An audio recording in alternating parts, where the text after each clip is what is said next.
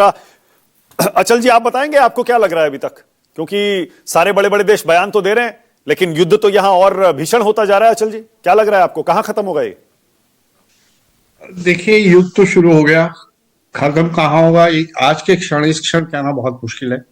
बहुत सारे फैक्टर्स हैं जो इसमें प्ले करेंगे।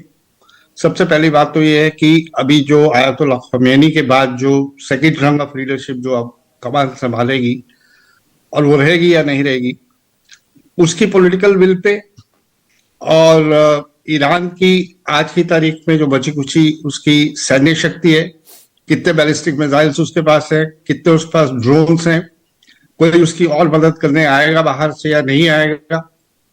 रशिया चाइना खाली बयान देंगे, सिर्फ शोक प्रकट करेंगे या कुछ और उनकी मदद करेंगे।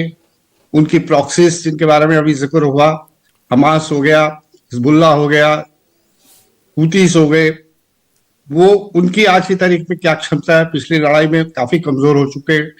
फिर दूसरी तरफ जो जितने भी अपने मिडिल ईस्ट और गल्फ कंट्रीज, उनमें क्या अमेरिका को वो इन्फ्लुएंस कर पाएंगे कि भाई लड़ाई रोको, आपकी लड़ाई तो है लेकिन इसमें नुकसान किसका हो रहा है?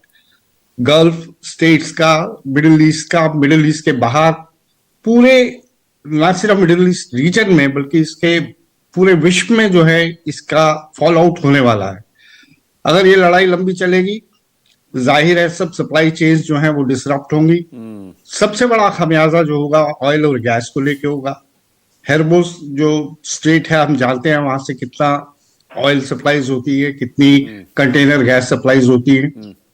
और फिर उसके अलावा जो आपका सिविल एविएशन है, अगर आपकी स्पेस बंद रहेगी, एयर स्पेस बंद रहेगी, आपका ट्रेवल, टूरिज्म, हर चीज पे असर पड़ेगा। तो अगर उनके अलाइज जो हैं अमेरिका के, वो समझा पाते हैं उन्हें कि भाई रोको इसको, बहुत हो गया, आपने लिमिटेड स्ट्राइक कर ली, आयतुल्लाह खोमेनी को आपने खत्म करना सा कर दिया, बहुत सारी उसकी लीडरशिप को आपने कमजोर कर दिया, और आपने खुद ही कहा कि ईरान के लोग आप उठो और अपनी रजीम को चेंज कर लो। लगता है अमेरिका इस बात का एहसास है कि वो रिजीम चेंज जिसे पहलवी को उठा के वहां बिठा देंगे, वो शायद उन्हें लगता है कि मुमकिन नहीं होगा, क्योंकि ईरान जो है काफी खुददार लोग हैं, सिविलाइजेशन बड़ी पुरानी है। वो भले ही ये चाहते हो कि उनके यहाँ कुछ जो सरकार है चेंजेस करे, वहां की जो इकोनॉमी को दुरुस्त करे, या वहां के रहन सहन और कई चीजों में उन्हें लेकर शिकायत हो सकती है, लेकिन अमेरिका आके इस चीज को ठीक करे या कोई अमेरिका का जो है पिट्ठू आके यहाँ बैठे, और मुझे नहीं लगता कि ईरान की पॉपुलेशन को इस चीज की वो सहमति रहेगी। यानी आपके हिसाब से अभी ये वॉर खत्म नहीं होने वाली है अचल जी? अभी देखिए, जब तक तो ईरान के पास असला है तब तक तो नहीं होती है, और अगर उसे बाहर से सपोर्ट बंद हो जाती है तो बड़ा मुश्किल है। अब बाहर से सपोर्ट बंद हो जाती है, क्या मतलब आपको लग रहा है कि चाइना और रशिया उसको मॉरल सपोर्ट कर रहे हैं? चाइना और रशिया इन सबकी मॉरल सपोर्ट तो है, अब मटेरियल सपोर्ट आती है या नहीं आती है।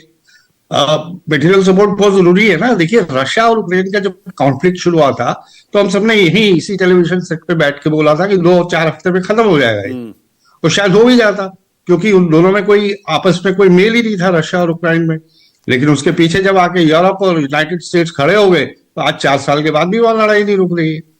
तो ये देखिए, ये दायरा बढ़ने में बहुत सारे फैक्टर्स हैं। आज जब लड़ाई शुरू हुए, असली लड़ाई शुरू हुए, कुछ ही घंटे हुए, तो कोई इसका एक विश्लेषण करना या एक ब्लैक एंड व्हाइट में असेसमेंट देना, ये परसों ठीक है। ओके, शिवकांत शर्मा, शिवकांत जी, आपको लग रहा है खामनेई की